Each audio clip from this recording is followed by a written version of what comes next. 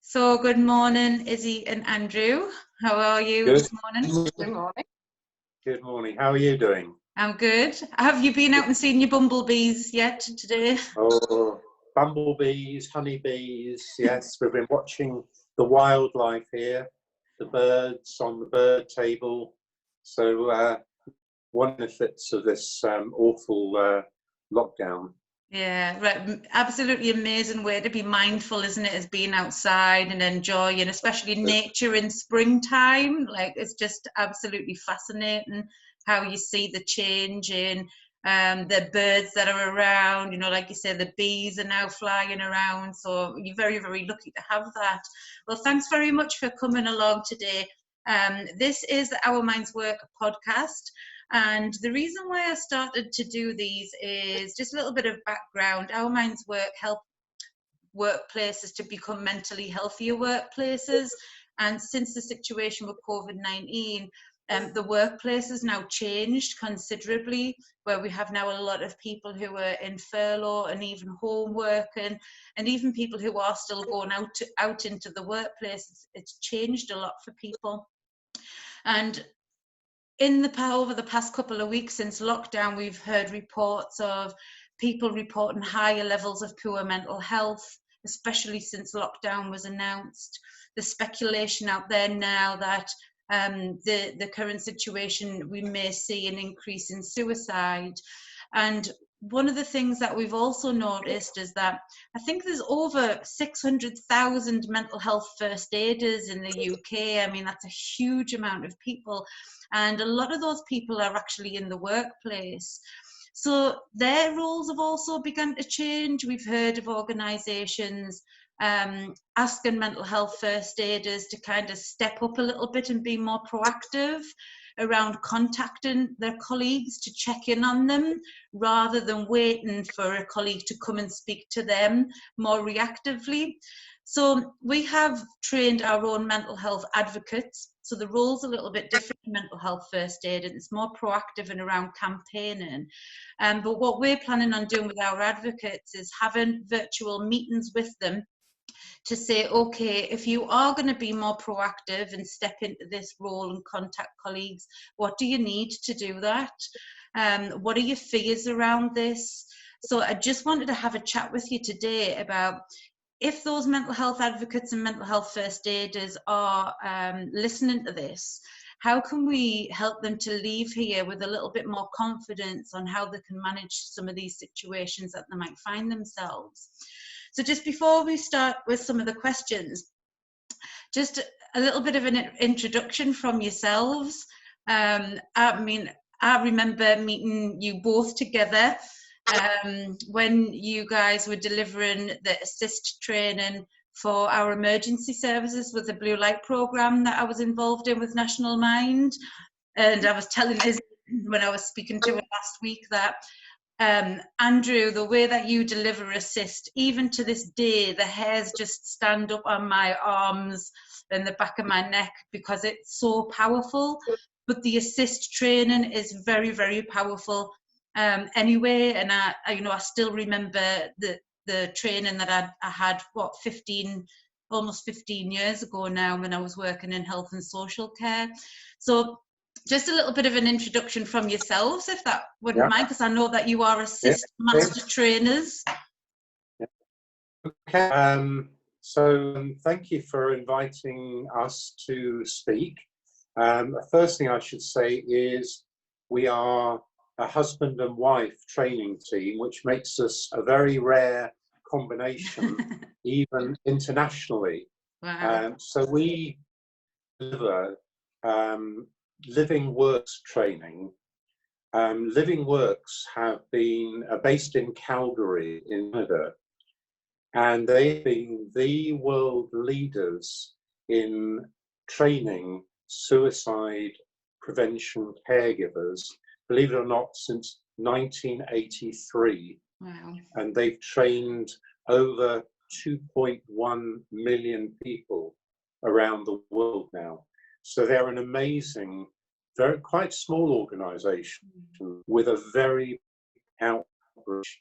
So I mean, like yourself, attending assisting for me was life-changing. It was back in 2010, so I did the training and I immediately said, I need to be able to roll this training out. So although I'm a mental health social worker by background, I've been training suicide prevention caregivers since 2010. So it's now the main thing that I do. And I shall now hand over to Izzy to give her own introduction. My arm was twisted by Andrew to become an assistant trainer, but actually I'd always had an interest in mental health. My background is as a teacher, and as you know, teachers take on many roles, and looking after children's mental health is one of them, and parents, looking after parents too. So I had that background. I was always interested in it and had always supported people, and so it was a natural step to become a suicide trainer, and I've now become more interested in children's mental health. Yeah, that's my background. I've done this for a shorter time than Andrew, but like him, equally passionate about saving lives. I think we've done about 110 two-day workshops between us. Wow. So quite a lot. So we're one of the most experienced teams in the UK. Yeah.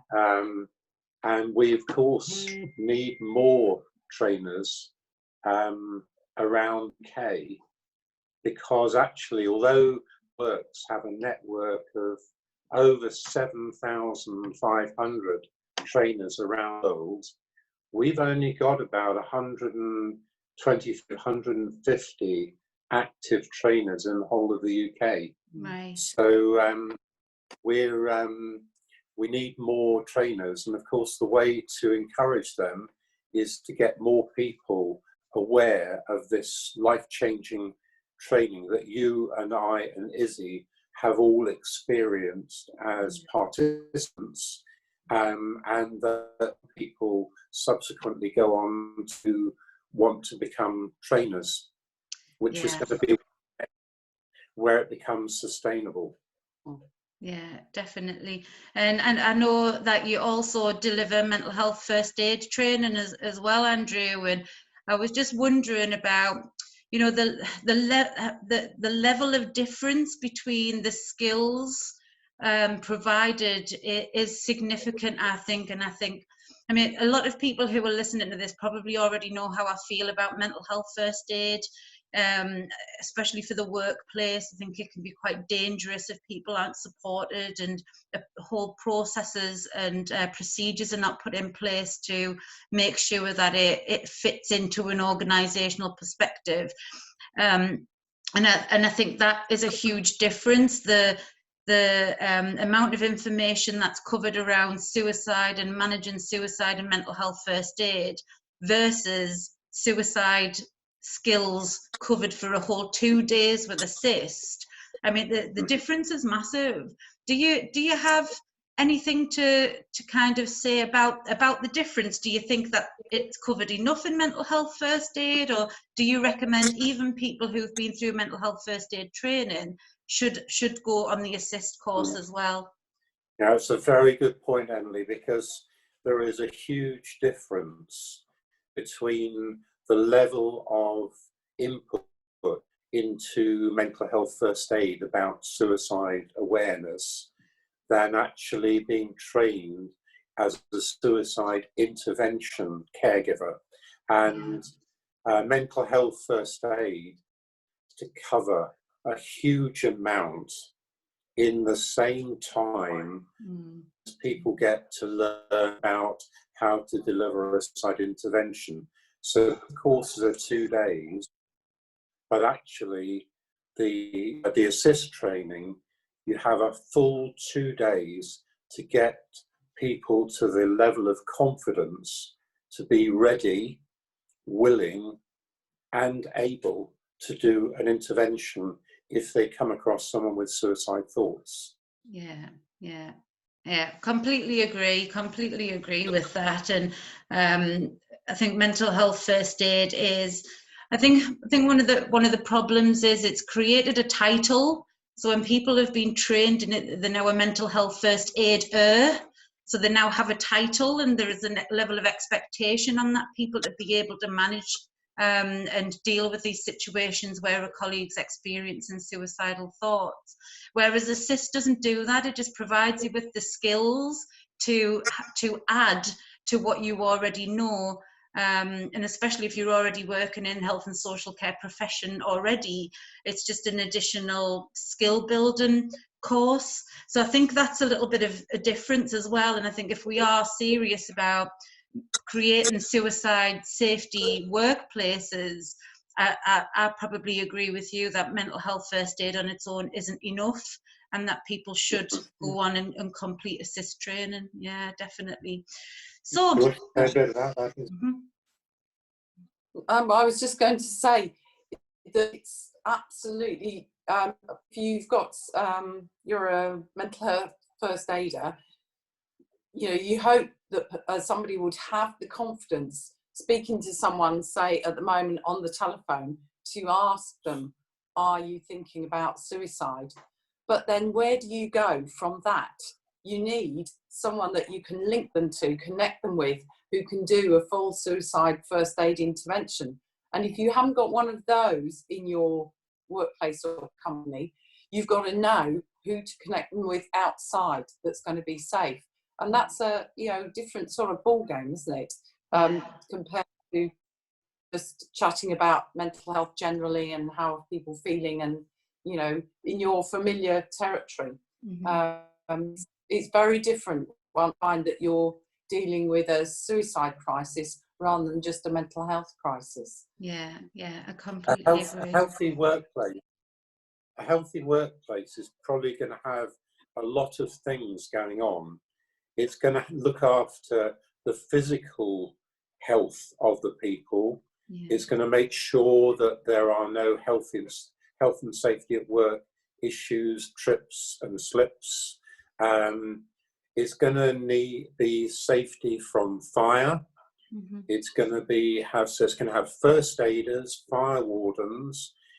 Mental first aiders are going to be looking at the mental well-being of the workforce. But I think one of the things that's missing in many workplaces is the additional safety that's offered by having a suicide first aider. These are things that a workplace never hopes it's never going to have to use. Yeah. But it's really handy for a mental health first aider to be the eyes and ears of the organisation and to know how to get that person help, and quite quickly, because people with suicide thoughts, you can't just say, we'll book you in to see the workplace counsellor in 10 days' time, because they won't be able to assess whether the suicide risk is immediate. Yeah. And something needs to be done today. Yeah. So that's one of the issues that I think we're more aware of now, which is how do you find out where your suicide first aider is? Yeah. Now, you know, on the telephone, in the workplace, in HR. Yeah. So we've got these suicide first aiders around, but probably workplaces don't want to be phoning around looking for someone. Yeah. To know quite quickly who they can go to. Yeah, I completely agree. So then I have concerns for people in this role in the workplace, for mental health first aiders and mental health advocates, and that's why we're contacting all of our advocates and setting up meetings with them before they even go out there and start, you know, connecting with their colleagues. And I think one of the concerns is, you know, how confident are they in managing these situations? So then how can people create suicide safety under these new circumstances? these new circumstances mean that we're no longer face to face. It's harder to pick up on non-verbal communication. How do we see those invitations? You know, what are we listening to, especially when we're seeing them online? Some people, when they are online, they don't even have the videos on, they just want to speak, or they're on the telephone. So I'm just going to share your continuum, so you can talk us just through this a little bit. So everyone should be able to see the, oh, there's Sam Harris, looking pretty handsome there. I don't know why that's just flashed up on my screen. Well. So just thinking about these mental health first aiders and mental health advocates who are now potentially contacting their colleagues just to check in on them, just explain a little bit about the continuum there, and how people can leave here today understanding where they're going to be connecting with their colleagues within this continuum. Right, well, to the left-hand side of that continuum there, that's the smallest of the hills in the continuum. You've got people who are alert to the possibility of suicide. And at the other extreme, we've got people who have had thoughts of suicide, but are not at risk now, but they need help for them to grow, to improve their resilience, their ability to handle all these curveballs that life throws at us. LivingWorks call them hope coaches. But in the middle is, you've got to find out who's got thoughts of suicide, and that's the suicide alertness training, the suicide at which I would place some of the mental health first aiders and perhaps your mental health advocates, the ones you're training, in the alertness bracket. Yeah. But when you've discovered someone who's in that awful dark place, you need to be able to do an intervention to get them safe for now.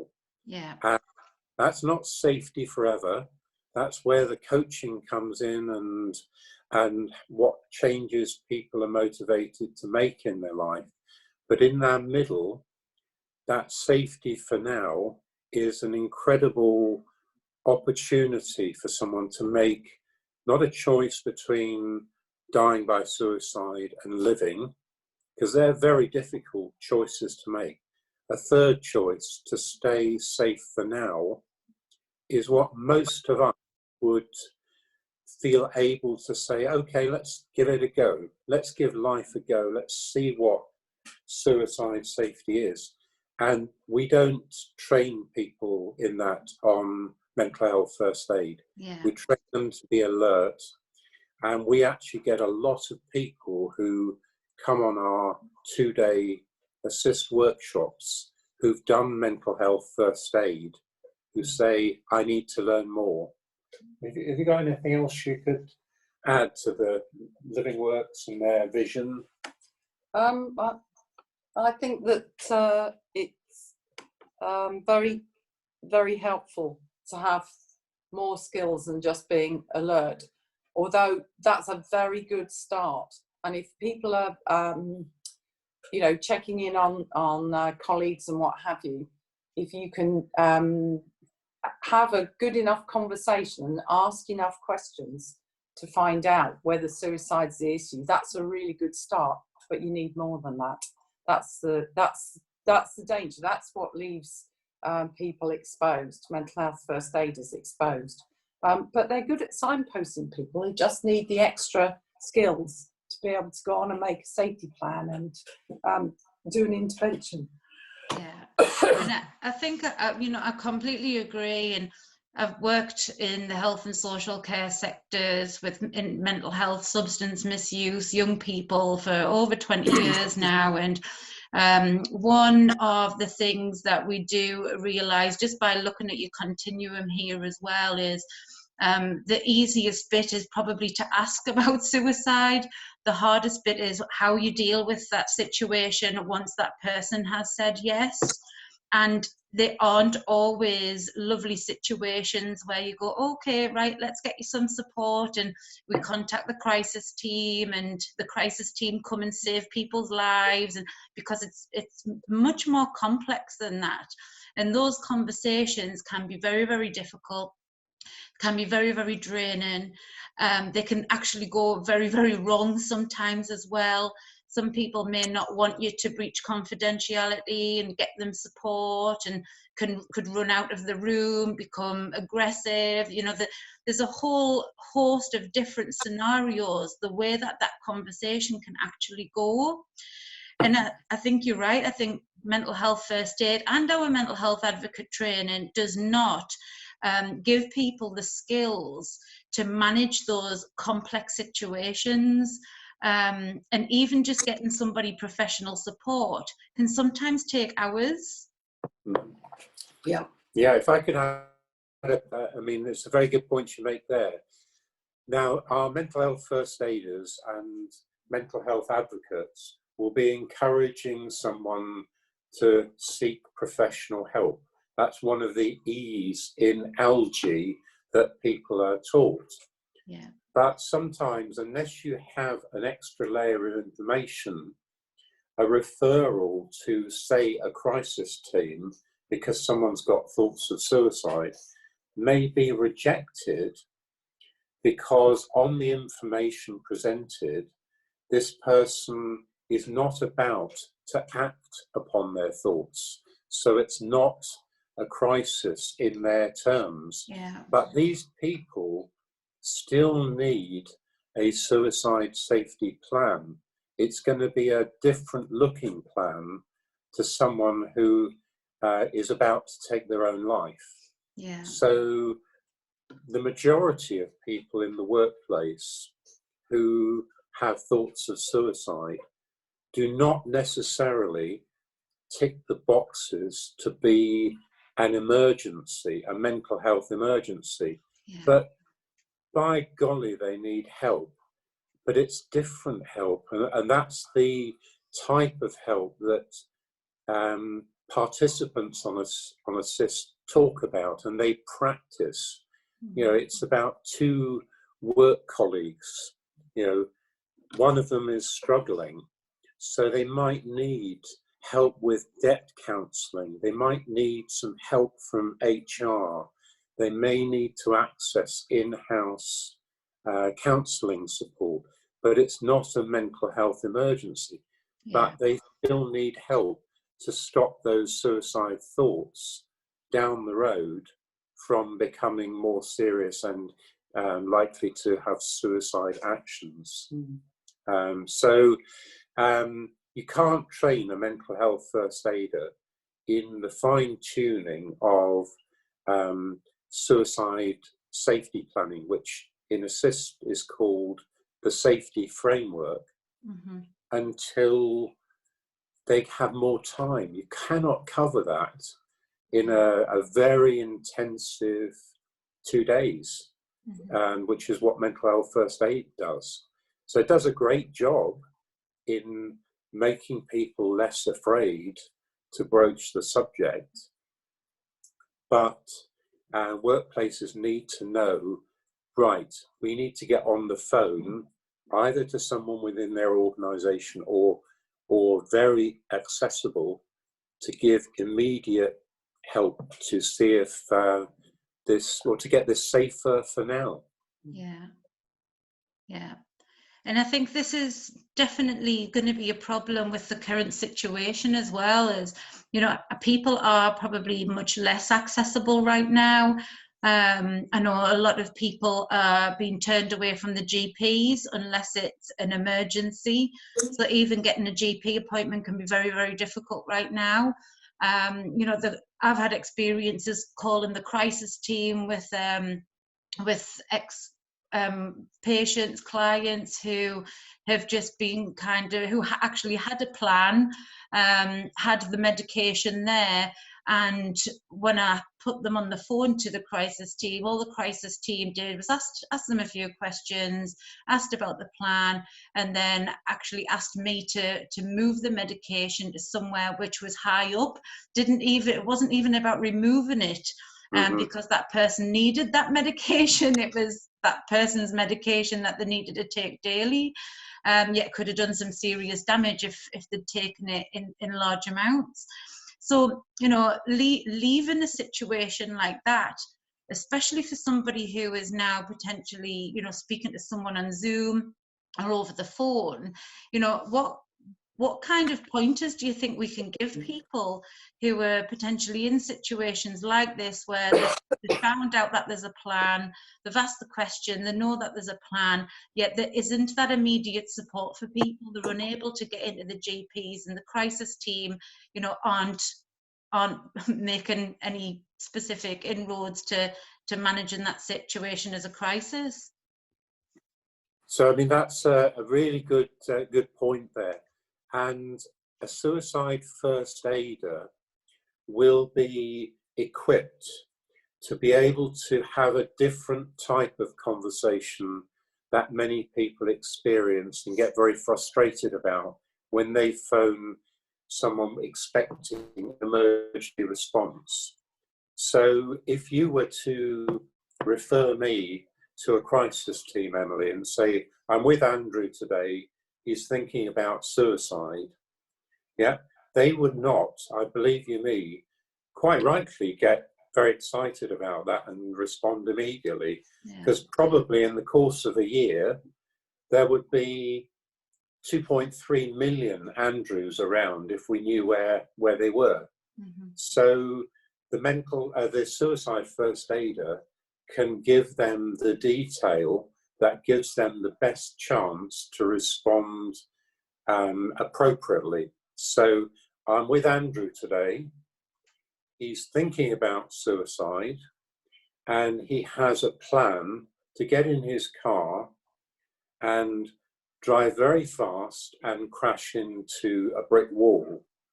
And the reason why he's reached that, can you see what I'm getting at there? The level of detail that you learn would allow the crisis team, well, they could still ignore it, but it starts to become uncomfortable to ignore it, because they know that Andrew now, he has a plan to go and drive into a brick wall very fast and possibly kill someone else as well, accidentally. So we come across this a lot in our trainings, and we don't want people to say, I don't know what to do.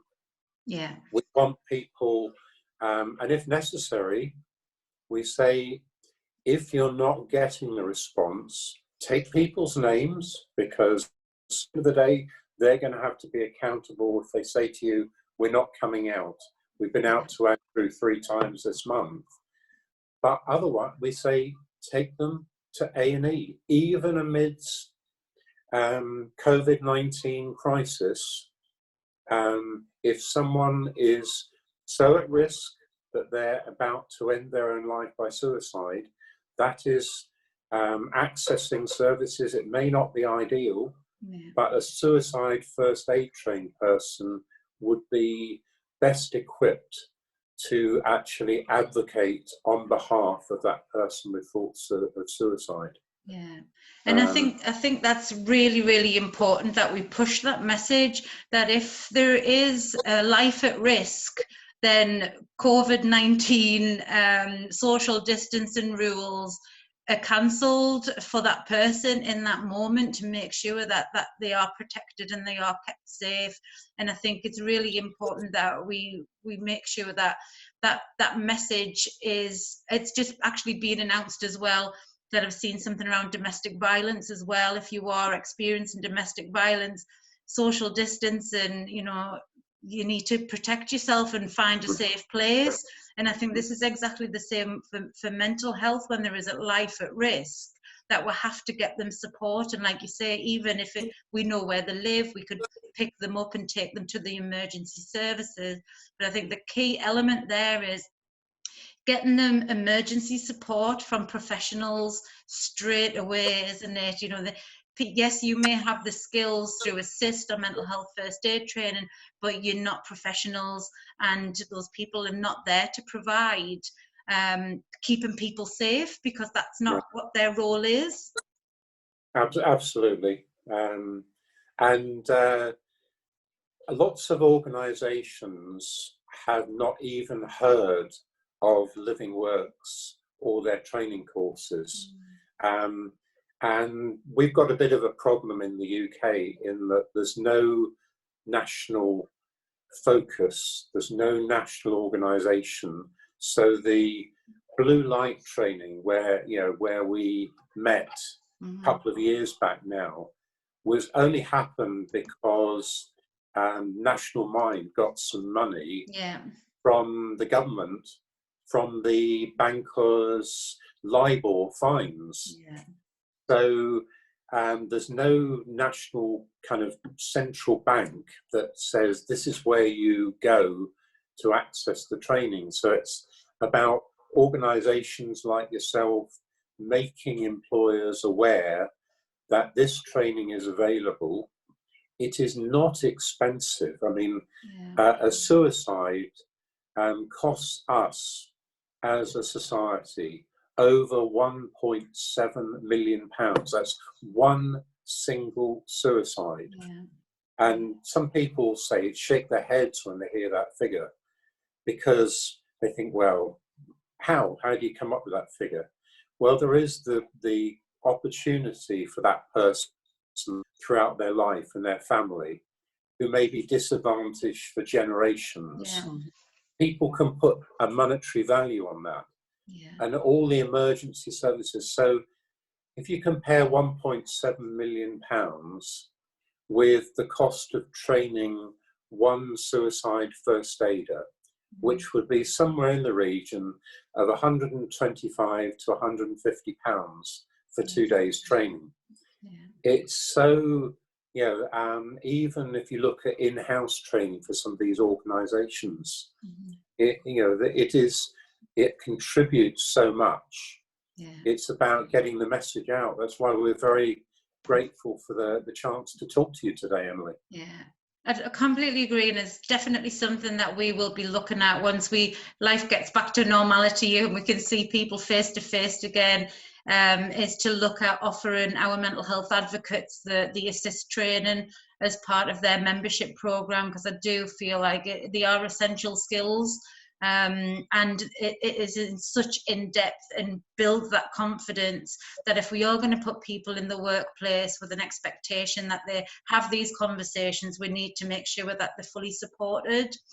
So that kind of leads us on to the next question, because we've really covered how to deal with these situations and how additional skills may be needed, but it's all really about making sure that people get that immediate crisis support, and however we can get it for that person.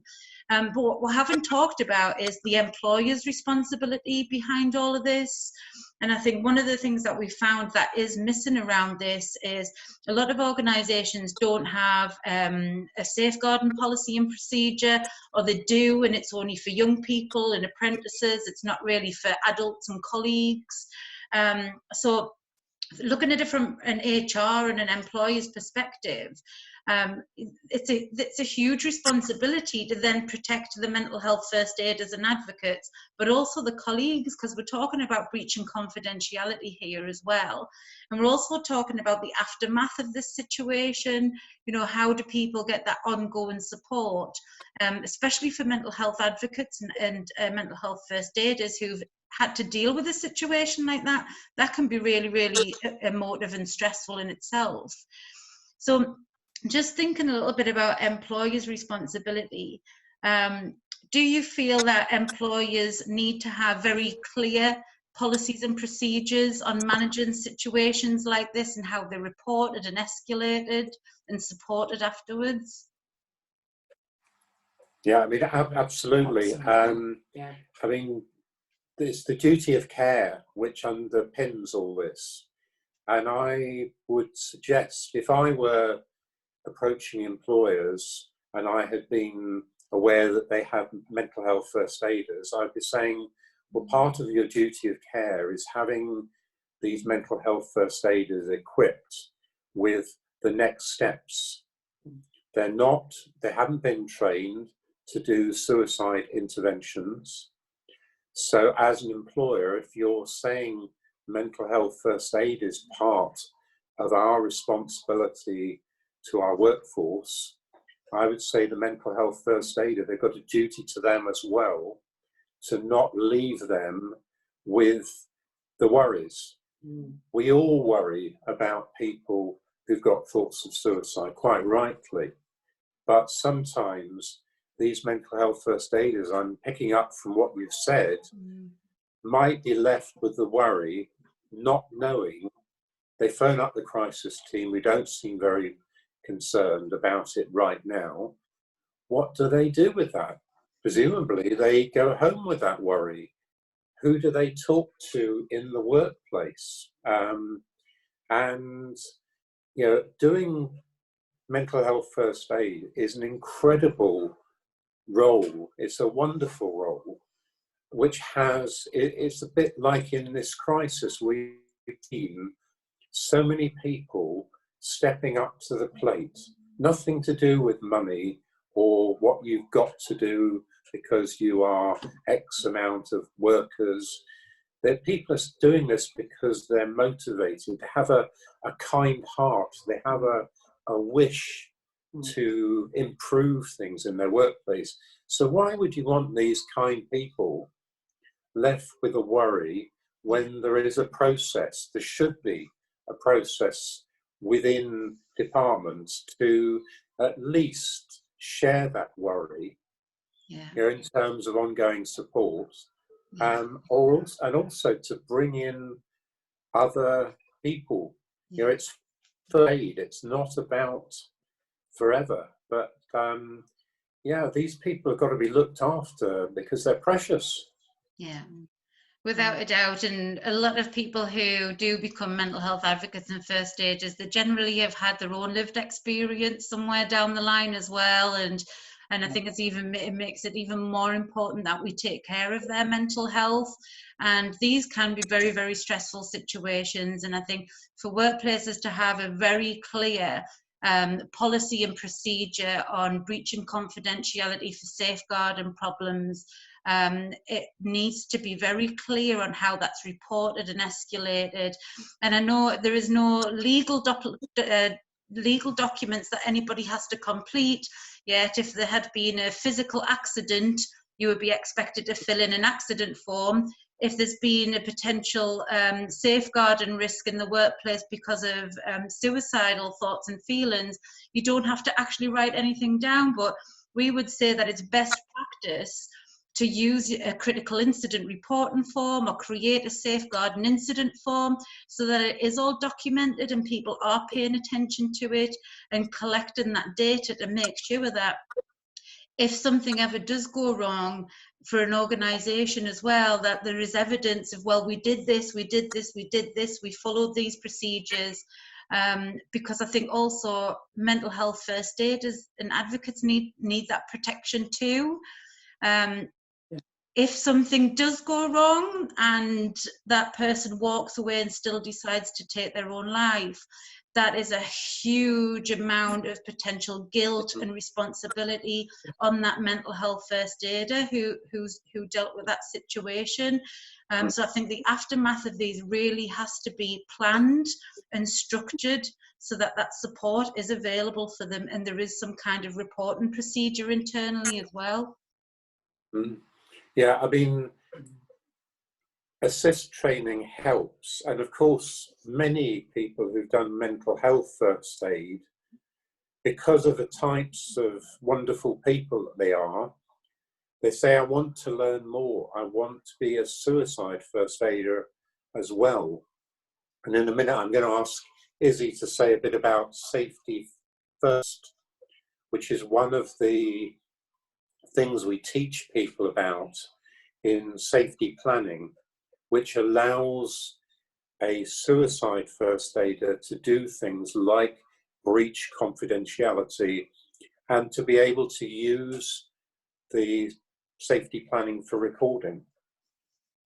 Yeah, if you've got a safety plan form that you use, then you've got very clear evidence of what you've done, things you've considered, things you safe against. That definitely makes a big difference. But if it's a safety first situation, you also need to record what you did in that as well. Yeah. But I think you're so right, Emily, to say that organisations need very clear procedures. I think one reason why safeguarding children was so effective in schools, when it was highlighted as not being good enough and was rightly stepped up and increased, is that people knew exactly what to do and what the procedure was. So everyone understood their role and their part in it. And everybody also had a chance to debrief afterwards with the right level of person. And you knew who it was and who you talked to and so on. And I think you're right that this needs to be the same sort of thing, that people know exactly what to do, what the steps are, and who should be involved. Because otherwise it's too woolly, and that doesn't give people the protection and the practical looking after that they need. Yeah. And I think the confidence and the skills to deal with these situations are really important. And working in health and social care, that was what helped you to be confident, because you knew exactly what your policies and procedures were in those situations. And then at least you can walk away and say, well, I did everything I was supposed to do, which I think is a really important part of looking after these people in these roles in the workplace. So just to kind of summarize there, I think we've made it pretty clear that if people are going to be expected in their mental health first aid and advocate roles to check in on employees during this time, that, you know, if people are having these conversations, that the safety of people's lives is really important, and you know, anything should be done to protect that person's life if needed, even taking them to A&E. Hopefully people will listen to this and think, actually, we need to get ASIST training in for our mental health first aiders and advocates, just to build on that confidence and those skills. And I know that's something that we will definitely look at doing with our advocates. And I think the processes and procedures, and making it very, very clear on what the expectations are, people's roles, how it's reported, and making sure that people are supported afterwards is really, really important to implement those things. So that's 3 takeaways, really, isn't it, from today? Yeah. You know, but it's all about keeping people safe. Yeah. All three of those. Yeah, and we really, welcome, your organisation's commitment to suicide safer workplaces, and we're around, based in the Northeast, to help organisations who want to take that agenda forward with evidence-based, world-leading training for the gems in their organisation who want to make a difference. Yeah. Well, I'll make sure that I leave your email address in the comments box so that people can contact you. And I think, it's really important that organisations who just have mental health first aiders do look into further training for them as well. So thank you so much for coming along. It's been great to have a chat with you. And hopefully it'll just help people to think a little bit more deeply about making sure that people are protected and supported in the right way. If we are, putting people out there and saying, because of COVID-19, we want you to proactively look out for your colleagues and our employees. So yeah, if anyone has any questions, just email us. Our advice is always free, so don't hesitate to use us. If it will help your organisations. Anyway, take care, Emily. Thank you very much, guys. Right. Have a wonderful day. Take care. Bye. Bye-bye. Bye.